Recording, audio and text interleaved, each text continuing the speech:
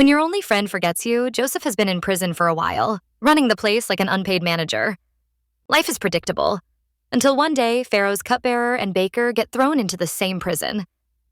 These guys aren't your average criminals. They worked directly for Pharaoh, but apparently something went wrong. Maybe Pharaoh got a bad batch of wine and stale bread. One night, both of them have strange dreams that leave them completely freaked out. The next morning, Joseph notices their stressed out faces and instead of ignoring them, asks, "Why do you look so sad today?" Which is a funny question because, well, they're in prison. They explain, "We had dreams, but there's no one to interpret them." Joseph, knowing his gift comes from God, confidently says, "Interpretations belong to God. Let's hear them." The cupbearer goes first. "In my dream, I saw a vine with 3 branches.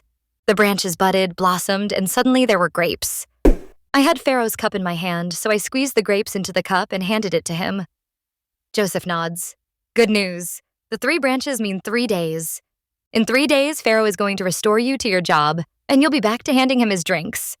The cupbearer probably breathes a sigh of relief. Joseph then adds, "Oh, and when that happens, please remember me. Tell Pharaoh about me so I can get out of here."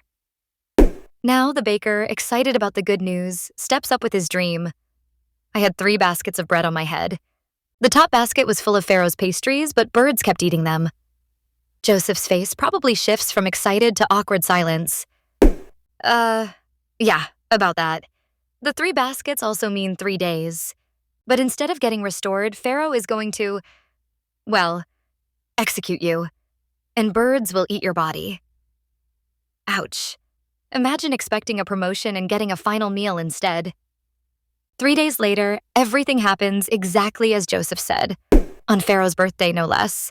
The cupbearer is reinstated, happily pouring drinks for Pharaoh again, while the baker, well, let's just say he's not around to complain.